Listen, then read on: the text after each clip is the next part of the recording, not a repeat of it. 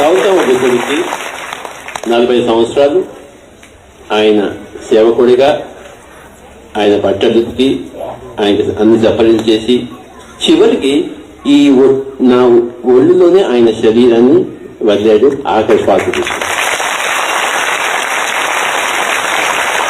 అంటే ఈ pyramid spiritual social movement కథ అక్కడి నుంచి మొదలైంది, గౌతమ బుద్ధుడి దగ్గర నుంచి.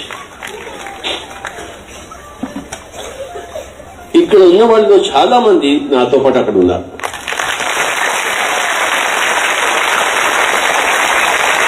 మనమందరం కూడాను ఎన్నో జన్మల వాళ్ళం.